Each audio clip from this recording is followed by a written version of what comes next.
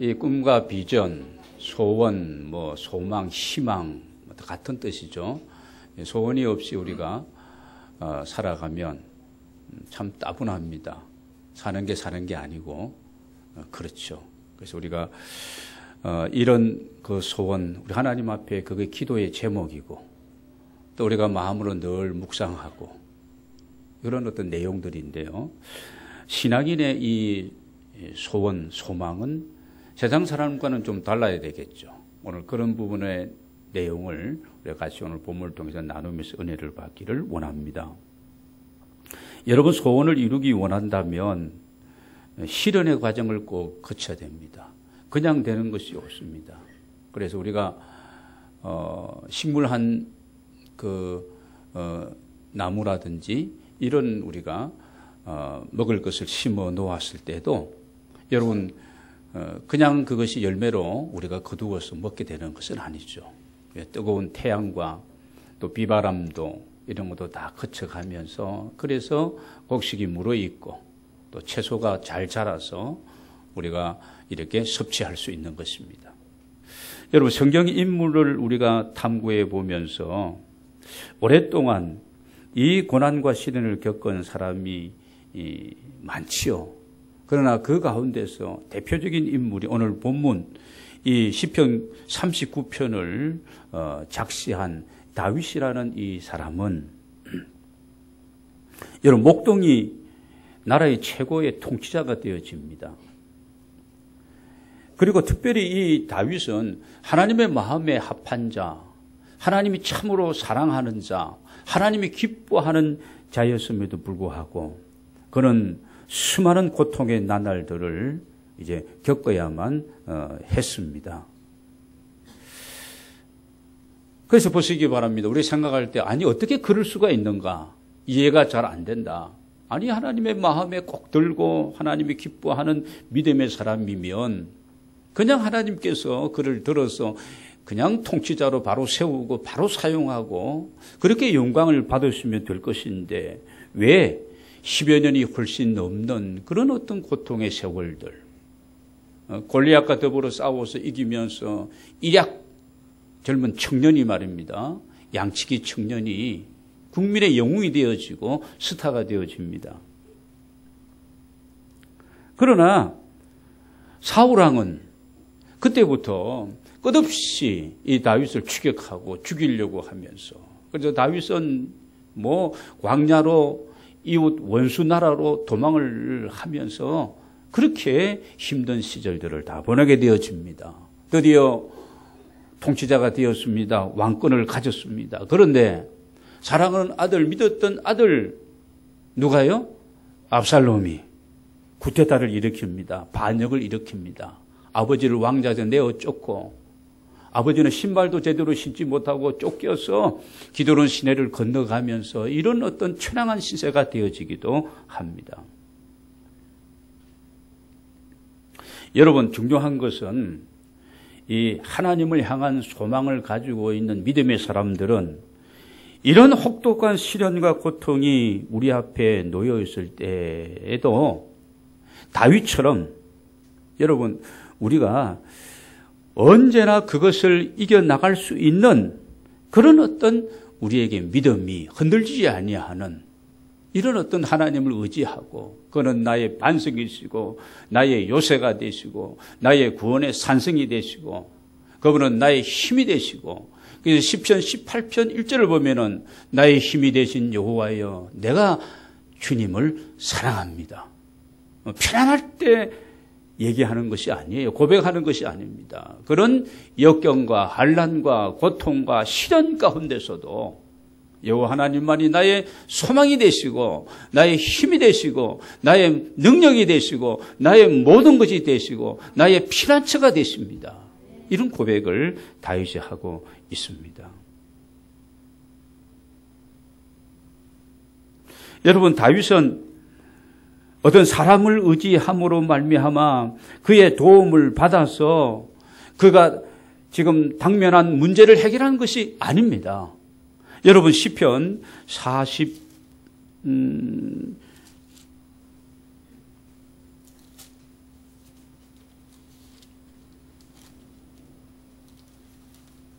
자, 62편. 제가 헷갈렸습니다. 62편을 보면은요. 시편 62편. 아까 우리 찬양도 그런 찬양을 불렀는데 1절, 2절을 보면은 아무리 성경을 찾으신 분은 같이 한번 1절, 2절을 합독하도록 하겠습니다. 시작. 나의 영혼이 잠잠히 하나님만 바라며 나의 구원이 그에게서 나오는도다. 오직 그만이 나의 반석이시요 나의 구원이시요 나의 요새이시니 내가 크게 흔들리지 아니하리로다. 그렇습니다. 여러분, 다윗은 이런 어떤 하나님만 바라보고 하나님만을 의지하고 그러면서 어떤 사람을 의지하고 사람께 모든 것을 다 맡기고 사람의 어떤 이런 도움을 받으면서 당면한 어떤 그런 문제를 해결하려고 한 것이 아니었다는 것입니다. 인간적인 수단과 방법과 아니면 이런 처세술을 가지고 그 문제를 헤쳐나간 것이 아니라 하나님을 도움으로 삼고 그는 믿음으로 하나님께 모든 사정과 행변을 맡기면서 그는 그 난관을 돌파해 갔다는 것입니다. 여러분, 오늘 우리가 읽은 이 본문 말씀도 한번 보겠습니다. 본문 말씀 1절 2절을 보면은 내가 말하기를 나의 행위를 조심하여 내 혀로 범죄하지 아니하리니 악인이 내 앞에 있을 때에 내가 내 입에 재갈을 먹이리라 하였도다. 여러분, 이게 무슨 얘기입니까? 은행을 조심하면서 혀로 범죄하지 않겠다. 여러분, 여기에 보면은 원수 앞에서도 어떻게 한다고? 악인이 내 앞에 있을 때에, 원수 같은 사람이 악인이 내 앞에 있을 때에도 내가 내 입에 재갈을 먹이겠다. 재갈이라는 것은 여러분 말의 입에다가 이렇게 막대기 하나를 또는 아니면 이 쇠고랑을 이렇게 넣어가지고 이게 말 고삐로 이렇게 연결이 되는 겁니다. 그래서 말을 제어하는 거예요. 그래서 말이 방향을 틀고 멈추고 할 때는 약간의 그런 부분들에 힘을 주면 그러면 이 악귀가 땡기기 때문에 그 말이 그렇게 순종하고 그렇게 되어지는 겁니다. 그러니까 내 입에 정말 원수 같은 사람이 악인이 있을지라도 내 입에 재갈을 먹이리라. 그는 잠잠하고 침묵했다는 것입니다. 여러분, 할 말이 없어서 침묵하는 것이 아니죠. 우리 같으면 보세요. 내 안에 막 쌓여 있는 것들이 나를 힘들게 하고 괴롭게 하고 막 이렇게 나의 삶을 정말 귀찮게 하는 그런 사람이 있으며 우리는 그냥 성질나고 화나면 막 다 퍼부어버리고 말잖아요. 그런데 오늘 이 다윗은 내 입에 재갈을 먹이겠다. 악이 있을지라도 내 행위를 내가 조심하여 내 혀로 범죄하지 않겠다. 함부로 말하지 아니하고 함부로 행동하지 아니하고 오히려 침묵하면서 그렇게 그러면 어떻게 그럴 수가 있는가? 다윗도 우리와 똑같은 사람인데 실수도 많이 한 사람인데 어떻게 그럴 수 있는가? 여러분, 하나님을 향한 그런 믿음이 그에게 있는 신앙이기 때문에 가능할 수가 있었습니다. 오늘 본문 말씀 여러분 7절을 보도록 하겠습니다. 7절. 우리 한번 다 같이 7절 말씀을 읽겠습니다. 시작. 주여, 이제 내가 무엇을 바라리요? 나의 소망은 주께 있나이다. 여러분, 비결은 이것입니다. 내가 무엇을 바라리요? 도림이 없는 인생 방백도 의지하지 아니하고 그가 오직 바라는 것은 모든 소망을 주께 두고 여러분 이 확신과 이 믿음이 여러분 있었기 때문에 입에 재갈을 먹이고 악인 앞에서도 혀를 조심하고 행동을 조심하고 그냥 침묵할 수가 있었던 것입니다. 여러분 오늘 우리가 읽은 이 말씀은 다윗의 아름다운 신앙의 고백입니다.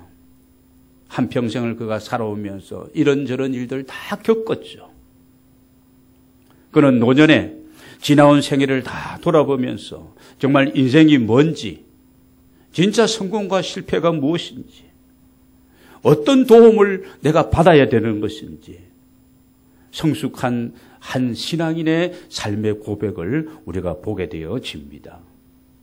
여러분, 우리가 지금까지 신앙생활 해오면서 오늘 우리는 어떠한지, 나는 내 인생을 어떻게 생각하는지, 우리가 정말 아무리 힘들고 어려운 일이 있다 할지라도 내가 신앙적으로, 긍정적으로 또는 소망을 잃지 않고 내가 살아가야 되는데, 오늘 다윗은 모든 소망을 주께 두었기 때문에 여러분, 그는 이 고백을 할 수가 있었습니다.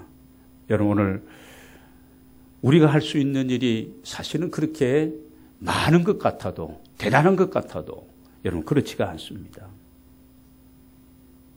주님 떠나가시면 우리의 모든 것은 사실 헛될 뿐일 수밖에 없습니다. 오늘 말씀을 한번 보겠습니다. 4절을 보겠습니다. 같이 읽겠습니다. 여호와여, 나의 종말과 연한이 언제까지인지 알게 하사 내가 나의 연약함을 알게 하소서. 여러분, 사람은 약하디 약한 존재라는 그런 고백입니다. 우리가 알아야 할 것 두 가지입니다. 특별히 신앙인으로서 오늘 보면은 여호와여, 나의 종말과 연한이 언제까지인지 알게 하사, 이겁니다. 자신의 종말과 연한입니다.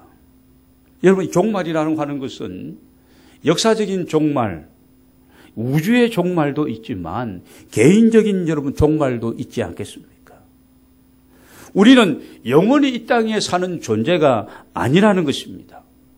보이는 것이 전부가 아니라는 것이죠. 보이는 세상이 있으면 보이지 아니하는 하나님이 예비하신 천국이 있다는 거 우리가 믿어야 되고, 우리는 보세요. 이 땅에 살지만 영원한 하나님의 나라를 소망 중에 바라보고 우리에게 주실 그 영원한 기업을 우리가 기뻐하면서 자랑하면서 우리가 이 땅에서의 삶을 우리가 영위해야 되는 것입니다. 우리의 연한도 정해져 있는 것이죠. 지금은 의학의 발달로 말미암아 여러분, 우리가 보통 80 이상, 90, 100세까지 우리가 살아갈 수 있습니다. 그렇지만 아무리 오래오래 산다 할지라도 모세처럼 120년 이상 사는 사람은 이 땅에 그렇게 흔하지가 않은 겁니다. 그래서 10편, 90편에 보면 우리의 연수가 70이요 강건하면 80이라도 그랬거든요. 주여, 남은 날을 내가 계수하며 살아갈 수 있는 지혜로운 마음을 내게 주옵소서. 그렇게 이제 기도하고 있습니다. 여러분, 1000만 사는 것이 아니에요. 언제나 젊고 건강한 것이 아니라는 것입니다. 자신의 종말과 연한이 어떠한지를 우리가 아는 것, 이게 지혜입니다. 인생을 아는 것입니다. 신앙인이 이거 꼭 우리 알아야 될 한 가지입니다. 또 보겠습니다. 4절에 가서 보면은 내가 나의 연약함을 알게 하소서. 우리는 연약한 존재라는 것입니다. 우리 자신이 그렇다는 것입니다. 나의 연약함을 알게 하소서. 우리는 깜빡깜빡 잃어버리는 겁니다. 너무 세상 일에 분주하고 집착하고 매이다 보면은 내가 어떤 존재인지를 우리가 잊고 살 때가 굉장히 많이 있습니다. 여러분, 다윗이 지금 왕이에요. 이스라엘의 최고 존경을 받은 성군 다윗입니다. 대왕입니다. 여러분, 다윗이 왜 약한 자입니까? 가장 그 시대에 강한 자죠. 국력적으로도 가장 왕성하게 외적을 다 물리치고 통일 왕국을 이루고 여러분, 나라가 안정되어져서 감히 다윗 시대에 어느 나라가 어느 주변 그 누구가 다윗을 대항하고 싸움을 걸어올 그런 대상이 없었던 그런 태평성대한 시대를 살았던 다윗입니다. 모든 것을 가진 자요, 모든 것을 누리고 살아가는 자요, 정말 지배자입니다. 그런데 다윗은 나는 연약한 존재입니다. 이렇게 고백을 하고 있습니다. 여러분, 사도 바울은 우리 육체가 뭐라고 얘기합니까? 우리 육체가 질그릇이다. 때리면, 두드려 보면 쨍그랑 소리가 나면 그 질그릇은 금이 안 간 거예요.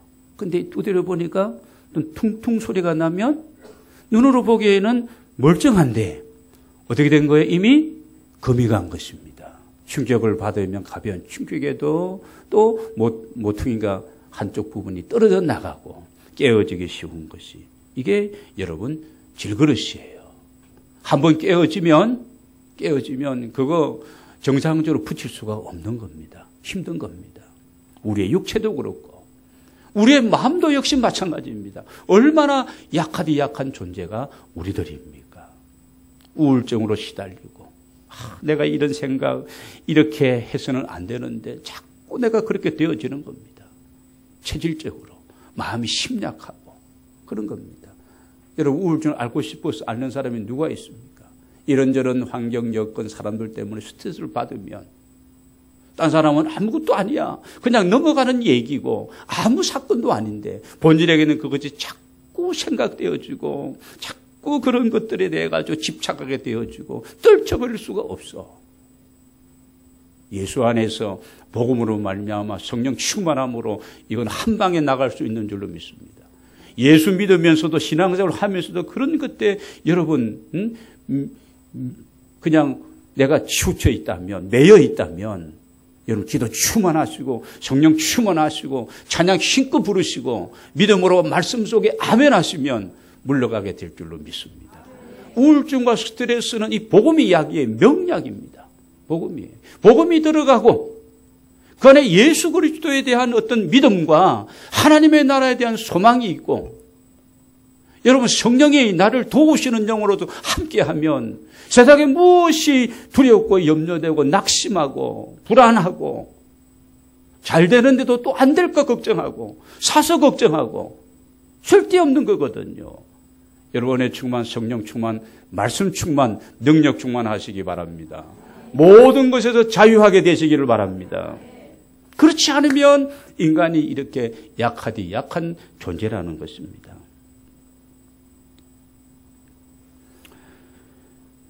여러분, 다윗은 아까도 얘기했지만 우리처럼 실수를 많이 한 사람입니다. 햇사람 우리아의 아내 바세바를 여러분 다윗이 취하고 나단 선지자가 와서 당신 나쁜 사람이다. 그러면서 당신이 그 사람이다. 사무엘하 12장을 보면 좀 자세하게 나중에 볼 수가 있습니다. 보면 그렇게 나단에서 얘기합니다. 아니, 대왕에게 와서 당신 나쁜 사람이고 당신 죽을 사람이다. 여러분, 그렇게 하면 한 칼에 가게 되어지는데, 선지자는 이는 할 말을 하는 사람이 진짜 선지자입니다. 안 그러면 의용 선지자죠. 주의 종도 마찬가지입니다. 하나님의 말씀을 전할 때에 주께서 주시는 말씀을 주시는 대로 전하는 것이 여러분이 좋아하든 나빠하든 상관이 없습니다. 주께서 주시는 대로 말씀을 전하는 사람이 진짜 설교자고 목회자이죠. 내가 이 말을 하면 누가 상처를 받을 것인가, 어떨 것, 시험에 들 것인가, 그거 관계 없습니다. 전하는 거예요. 그게 어떤 진실한 메신저인 것이죠. 선지자 나단이 와서 당신이 그 사람이다. 그랬더니요, 여러분 다윗이 어떻게 대처합니까? 저놈을 가두어라. 그게 아닙니다. 하나님 앞에 그렇습니다. 내가 바로 죽일 놈입니다. 내가 죄인입니다. 내가 못될 짓을 했습니다. 고백하고 회개하고 다시 회복되어집니다. 여러분, 다윗이 이렇게 겸손했던 것은 무엇입니까? 자기 자신이 연약한 존재로 보았기 때문에, 우리가 여러분 의지력, 결단, 이거 어떤 사람은 나는 대단하다 한다면 하고, 그거 사실 그렇게 자랑할 거 못 되는 겁니다.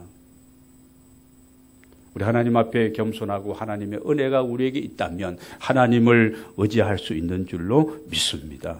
하나님을 의지하는 믿음이 다윗에게 있었기 때문에 그는 강한 자였지만 높은 위치에 있었지만 천하를 호령했지만 하나님의 영광을 드러낼 수 있었는 줄로 믿습니다.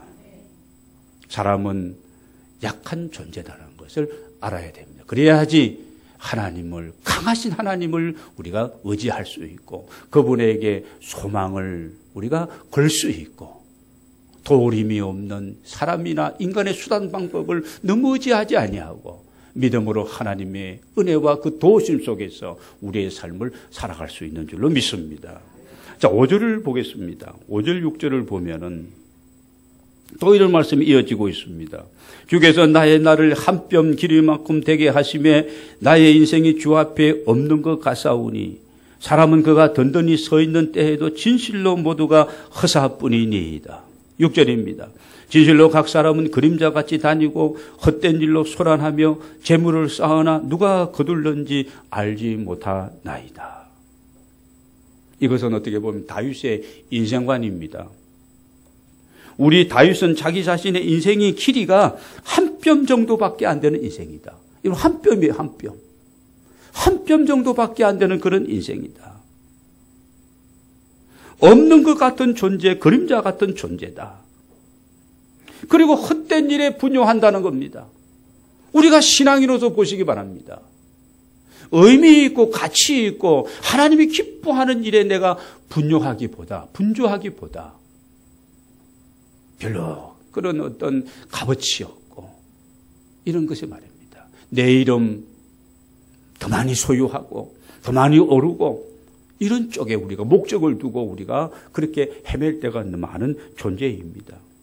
오늘 재미있는 말을 여기 6절에서 하고 있는데 재물을 많이 돈을 많이 벌었는데 누가 쓸는지 모른다는 겁니다. 재물을 다 쓰고 가는 사람이 누가 있겠습니까? 자녀에게 다 유산을 넘겨줘도 자녀가 그거 제대로 하나님 영광에 쓸지 그것 때문에 올무가 되어가지고 인간답지 못하게 살아갈 수도 있거든요. 그래서 여러분 선진국에서 어떻게 합니까? 재산을 자녀에게 물려주지 않기 운동. 아이들이 그래서 대학을 졸업하면 부모에게 뭘 의지하고 부모 것을 받아서 어떻게 내가 남은 평생을 남들보다 이렇게 살겠다는 그런 생각들이 선진국 학생들에게는 없는 거예요.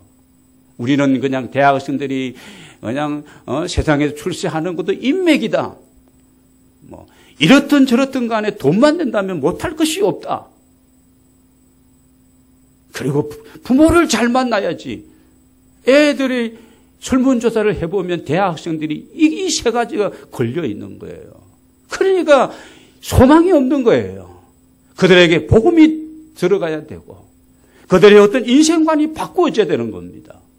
가치가 바뀌게 되고 이제 꿈과 비전이 달라지게 되어지고 그렇게 되어지는 겁니다. 아니 인맥 붙들고 학생들의 인맥 얘기하면 되겠어요? 돈이면 다 된다는 거 뭐든지 하겠다는 그런 대답이 나오면 되겠느냐는 거죠. 부모님 잘 만나야 된다는 거 생각하고 나는 못 만나기 때문에 비관하고 소망이 없고 아무리 해도 절망적 생각하면 아니 젊은이들이 그렇다면 그 의식 속에서 뭘 할 수가 있겠습니까? 우리가 자칫 잘못하면 쓸데없는 일에 우리가 분주하고 여러분 오늘 우리가 하나님 안에서 얼마나 우리 존재가 어떻게 보면 여러분 허무한 존재인지 그랬다고 우리가 염세주의자 허무주의자가 아닙니다. 니체처럼 소펜하우어처럼 그런 어떤 허무주의자를 얘기하는 것이 아닙니다. 다윗은 상대적인 것과 절대적인 것, 절대적인 것을 위해서 우리는 생명을 걸어야 되는 사람들이 우리 신앙인들입니다. 상대적인 것을 위해서가 아니에요. 일시적인 것이 아니라 영원한 것을 위해서 이 영원한 것, 절대적인 것을 이루기 위해서 일시적인 것, 상대적인 것이 우리에게 필요한 것입니다. 1차원적인 것보다 영적인 것에 여러분 무게를 두고 하나님 안에서 비교하며 살아갈 수 있는 지혜로운 저와 여러분이 되기를 원합니다. 여러분, 우리 인간이 뭘 개발하고 뭘 이렇게 자랑하고 그러는데 사실 그런 것들 별거 아니잖아요. 비행기 추락하고 이런 거 보면은요, 뭐 말레이시아 그 비행기는 어디로 갔는지를 나는 신문 한참 보다가 지금 찾았는지 못 찾았는지 모르겠는데, 그렇잖아요. 뭐 전보기를 어떻게 하고 뭐 해도 그렇습니다. 우리가 세월호 얘기 좀 그만하면서 좀 빨리 정리되면 좋은데, 여러분 세월호도 마찬가지입니다. 수백 명의 아이들이 죽어가는 가운데 국가와 여러분 우리들이 뭐 지도자와 막 국가만 얘기하는데 뭐 이게 뭐 해줄 수 있는 것이 없거든요. 이게 여러분 우리가 어떤 그런 극한 상황 속에서 우리의 어떤 한계라는 것입니다. 여러분, 오늘 우리가 하나님 앞에서 우리 자신들을 돌아보면서 하나님 앞에서 영원한 시간 앞에 우리의 일생이라는 것은 한 뼘 정도고 점 같은 인생이고, 내가 가진 거 하나님 모든 것의 주인이신데 그건 뭐 얼마나 되고 그것 가지고 뭐 어깨에 힘주고 그럴 이유가 없는 겁니다. 이 사실을 우리가 깨닫게 된다면 여러분, 다윗처럼 모든 소망을 누구에게? 하나님께 둘 수가 있다는 것입니다. 이걸 깨닫지 못하고 인정하지 못하고 그러면요, 하나님께 소망을 두는 것이 아니라 나입니다. 하나님 앞에 우리 자세를 낮추고 겸손할 때, 우리가 하나님 앞에 서게 될 때 하나님 우리를 점점 더 온전케 하시고 강하게 하시고 하나님 필요한 대로 우리를 사용해 주실 줄로 믿습니다. 마지막으로 말씀을 정리하겠습니다. 왜 우리가 하나님을 바라보고 하나님께 소망을 두고 살아가야 될 인생이냐? 우리가 죄인이기 때문에 그렇습니다. 우리의 본질이 그렇다는 겁니다. 8절을 보겠습니다. 8절입니다. 나를 모든 죄에서 건지시며 우매한 자에게서 욕을 당하지 아니하게 하소서. 나를 모든 죄에서 건지시며, 11절도 보겠습니다. 주께서 죄악을 책망하사 사람을 징계하실 때에 그 영화를 좀먹음같이 소멸하게 하시니 참으로 인생이란 모두 헛될 뿐이니이다. 13절입니다. 주는 나를 용서하사 나를 떠나 없어지기 전에 나의 건강을 회복시키소서. 여러분, 죄인이라는 것이고 주께 소망을 두고 주님께 간구하고 있습니다. 육신의 건강뿐이 아니라 정신 건강, 영적인 건강까지 나를 회복시켜 주시고 치료해 달라고 다윗이 기도하고 있습니다. 여러분, 죄의 문제는 우리가 해결할 수 있는 어떤 방법과 능력이 우리에게는 없습니다. 오직 이 죄의 문제를 해결해 주시는 분은 바로 하나님의 권한에 있고 하나님의 방법밖에 없습니다. 여러분, 그 하나님을 바라보고 우리가 죄인이기 때문에, 그래서 우리가 참회의 기도도 드리고 구원받은 하나님의 백성임에도 불구하고 우리가 하나님의 뜻과는 정반대로 우리가 살아가면서 하나님을 의지하지 아니하고 우리가 이렇게 지레온 삶을 살아가면서 하나님 내게 주신 사명과 직분과 본분을 다하지 못함을 우리가 그래서 주 앞에 모일 때마다 참회하고 고백하고 우리가 기도하는 것입니다. 하나님만이 우리의 죄의 문제를 처리해 줄 수 있는 분이시고, 바로 그 방법은 바로 예수 그리스도를 통해서만이 가능한 줄로 믿습니다. 천하 인간에게 구원을 얻을 만한 다른 이름을 주신 적이 없습니다. 누구의 이름으로도 안 되는 것입니다. 교황이 한국을 방문했는데 교황의 이름으로 아니에요. 마리아의 이름이 아닙니다. 어떤 성인의 이름이 아니에요. 오직 주 예수 그리스도의 이름으로. 주 예수 그리스도를 믿어라. 그리하면 너와 내 집이 구원을 얻을 것이라. 내가 곧 길이요 진리요 생명, 나로 말미암지 않고는 오직 예수일 뿐입니다. 그분이 나의 기쁨이 되고 우리의 소망이 되어야 할 줄로 믿습니다. 예수는 인류의 유일한 소망이고 희망입니다. 죄의 사함을 받고 구원받는 길은 이 길밖에 없는 것입니다. 다윗은 이 오실 메시아, 하나님이 죄를 사하시고 오실 메시아를 통해서 자신의 모든 죄가 다 용서받을 수 있다는 이 어떤 믿음이, 이 소망이 있었기 때문에 오늘 이 고백을 하고 있는 것입니다. 사랑하는 여러분, 여러분의 소원과 여러분의 소망은 무엇입니까? 여러분이 지금까지 목적하면서 살아오는 삶이 어떤 것입니까? 사업을 하지 말라는 것이 아니고 직장 생활을 등한히 하라는 것이 아닙니다. 가정 생활을 아무렇게 하라는 것이 아닙니다. 참된 신앙인은 가정에 더 충실해야 됩니다. 좋은 아버지가 돼야 되고 좋은 어머니가 돼야 되고 가족이 돼야 되는 겁니다. 사회에 나가서도 사업 열심히 해야 됩니다. 그리고 여러분 직장에서도 모범적인 사원이 돼야 되는 것입니다. 그러나 내가 그곳에서 그 일을 하는 것이 내 어떤 꿈이요, 내 인생의 전부가 되어서는 안 된다는 것입니다. 그 일을 이루어가는 가정 속에서 하나님을 나의 도움으로 힘으로 삼고 하나님을 의지하는 믿음으로 해야 되지. 내가 어떤 인간의 수단 방법, 나만의 노하우를 가지고 세상 사람들이 사용하는 모든 것을 다 동원해서 하게 되어진다면 이건 신앙인의 바른 어떤 삶이라고 할 수는 없을 것입니다. 하나님께 소망을 두지 않고 살아가는 사람은 세상적인 것에다가 목을 맬 수밖에 없는 것입니다. 오직 하나님께 여러분 소망을 가지고 그분이 기뻐하시는 삶, 그분을 힘으로 삼으시고 여러분 하나님 앞에 올인하는 아름다운 하나님의 사람들이 되어지시기를 바랍니다. 그래서 우리는 세상 속에서 빛이 되어지고 세상 속에서 우리가 어떻게 해요? 향기 나는 삶을 살아가고 정말 진정한 크리스찬이다.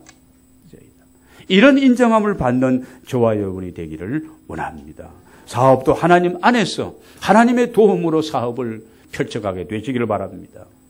여러분의 모든 인생을 하나님 안에서 그분을 바라보고 시작하시고 계속하시고 여러분 마감할 때까지 그 길을 계속 달려가게 되시기를 바랍니다. 세상의 소망이 무너지고 썩어질 이런 어떤 소망에 여러분 우리가 매이고 속아서는 안 될 것입니다.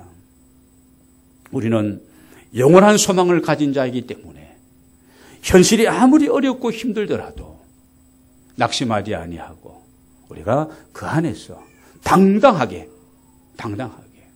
좀 늦게 가면 어떻습니까? 조금 실패하면 어때요? 하나님의 사람으로서 말씀을 쫓아서 바르게 내가 살아가는데 늦게 승진해도 괜찮습니다. 좀 덜 벌어도 괜찮은 것입니다. 진솔하게. 그래서 우리는 이 세상에서 우리가 모든 일을 할 때에 내가 그 일을 해야 될 이유가 되어지고 내가 살아가야 될 가치가 거기에 있는 줄로 믿습니다. 여러분 하나님 안에서 소망을 가지시고 내게 능력 주시는 자 안에서 참으로 아름다운 삶을 영위하고 주께 영광 돌려드리는 이런 삶이 되어지시기를 주의 이름으로 축원합니다.